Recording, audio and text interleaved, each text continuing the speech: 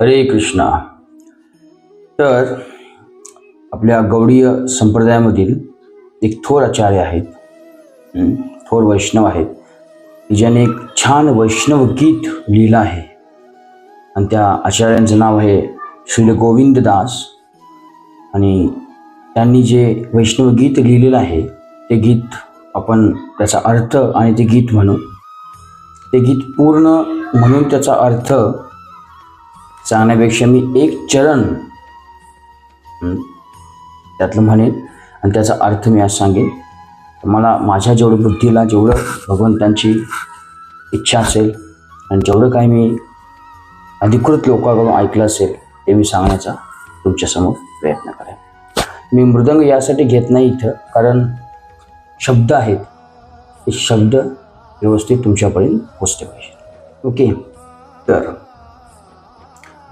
भजो रे मना श्रीनंदनंदन अभय चरण रविंद रे.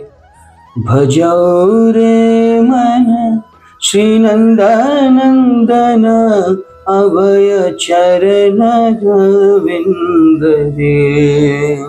भजो रे मन श्रीनंदनंदन अभय चरण रविंद रे. दुर्लभ मानव जन्म सत्संगे, दुर्लभ मानव जन्म सत्संगे तरवये भव सिंधु रे. तरवये भव सिंधु रे. भजो रे मन श्रीनंदनंदन अभय चरण रविंद रे. हरे कृष्ण. तर बघा, गोविंददास हे आपल्याला काय सांगतात? भजहु रे मन. भज या शब्दाचा अर्थ होतो पूजा. भजहु रे मन, ते मनाला प्रशिक्षित करा. मनाला प्रशिक्षित करत आहेत, ते मनाला सांगत आहेत. कारण मन जे आहे ते व्यक्तीचा शत्रूही आहे आणि ते व्यक्तीचा मित्रही आहे. ज्यानं असं म्हणतात ना, ज्यानं मनावरती विजय प्राप्त केला त्यानं पूर्ण जगावरती विजय प्राप्त केला. त्यामुळे ते सांगतायत की भजहु रे मन, हे मना तू पूजा कर, तू भज. कोणाला? भजहु रे मन श्रीनंदनंदन. नंदनंदन म्हणजे कोण? नंद म्हणजे नंद महाराज, नंदन म्हणजे पुत्र. नंद महाराजांचे पुत्र म्हणजे कोण? भगवान श्रीकृष्ण. तर गोविंददास सांगतायत भजहु रे मन श्रीनंदनंदन. पण ते कसे आहेत? अभय चरण अरविंद रे. त्या श्रीकृष्णांचे जे चरण कमल आहेत ते कसे आहेत? अभय प्रदान करणारे आहेत. प्रत्येकाला या जगामध्ये कोणत्या ना कोणत्या गोष्टीचं भय असतं, कारण त्याच्या इच्छा असंख्य असतात आणि त्या इच्छामुळं ते पूर्ण होईल का नाही याचंही त्याला भय असतं. आणि सगळ्यात मोठं भय म्हणजे मृत्यू नामक आहे, त्याचंही भय असतं. तर गोविंददास इथे सांगतायत की हे मना, ज्यांचे चरण कमल अभय प्रदान करणारे आहेत असे ते श्री नंदनंदन भगवान श्रीकृष्णांच्या चरणांची तू पूजा कर. अभय चरण अरविंद रे, ते तुला निर्भय बनवतील, तुझं भय नाहीसं करतील. भगवद्गीतेतही भगवान श्रीकृष्ण अर्जुनाला हेच सांगतात, मन मना भव मद भक्त मत ज्याजी माम नमस्करो. ऑलवेज थिंक ऑफ मी, सतत माझं चिंतन कर, माझा भक्त हो. Offer your homage unto me, मला नमस्कार कर. Thus you will come to me without fail. तर तू माझ्याकडे येशील. गोविंददासी तेच सांगत आहे तिथे की हे मना, की तू श्रीकृष्णांच्या चरणांची पूजा कर की जे अभय प्रदान करणार आहे. पुढे ते काय म्हणतात बघा, दुर्लभ मानव जन्म सत्संगे. हा मानव जन्म जो आहे हा दुर्लभ आहे. दुर्लभ, दु म्हणजे दुःख, कित्येक दुःखातून लाभ, दुर्लभ लाभ. काय असला लाभ मिळालेला आहे? मानव जन्म. हा लाभ तुम्हाला कितीतरी दुःख, कितीतरी योनी फिरून हा लाभ तुम्हाला मिळालेला आहे, मानव जन्म मिळालेला आहे. तर गोविंददास काय सांगतात, दुर्लभ मानव जन्म, हा मानव जन्म आहे अतिशय दुर्लभ आहे. भगवद्गीतेतही भगवंत म्हणतात, बहुनाम जन्म नामंते ज्ञानवान मान प्रपद्यन्ते वासुदेवम सर्वमिति स महात्मा सुदुर्लभ.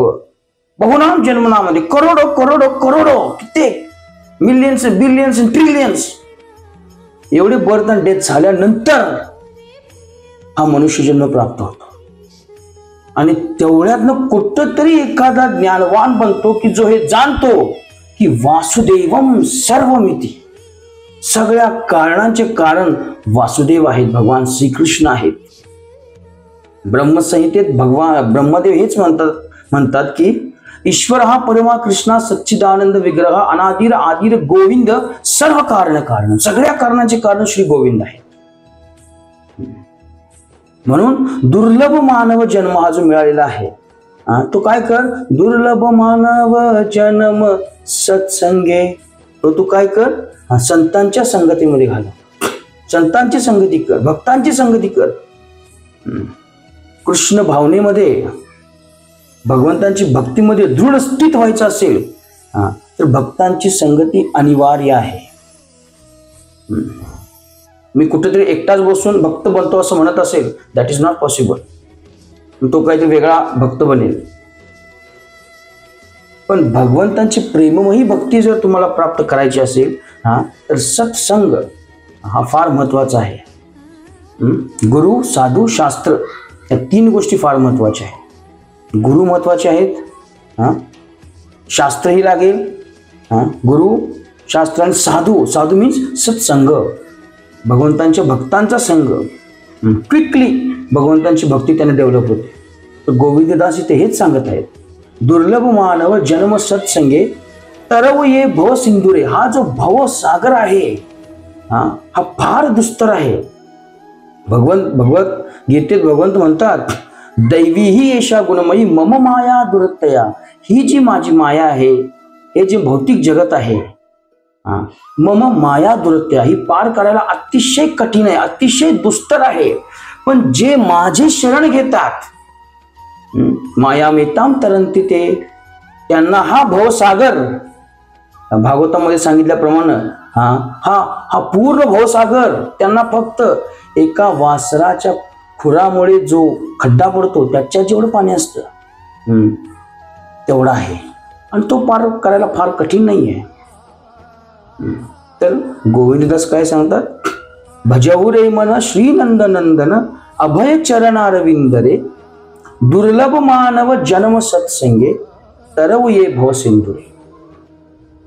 तर आपण जे अभय प्रदान करणारे चरणकमल आहेत श्री गोविंदांचे, श्रीकृष्णांचे, त्यांची आपण पूजा करू, त्यांना आपण भजू. आणि हा जो दुर्लभ मानव जन्म जो आपल्याला मिळालेला आहे तो आपण जर संत संगतीमध्ये घालवू, भक्तांच्या संगतीत घालवू, तर हा भवसागर जो आहे की जो विशाल आहे तो आपण क्विकली पार करू शकतो. तर हे एक आपण चरणास बघितलं. तर शक्य होईल तसं आपण दुसरेही बघू. याच्यामध्ये काही त्रुटी असण्याच्या शक्यता आहेत, कारण मी परिपूर्ण नाहीये. पण मी जे अधिकारवाणीने ज्यांच्याकडून मी ऐकलं आहे, अधिकार स्तोत्राकडून, ते परिपूर्ण आहेत. जरी we are imperfect but the knowledge और the source of the knowledge is perfect. Okay, thank you very much. Hare Krishna. Srila Prabhupada की जय. श्रील गुरुदेव की जय.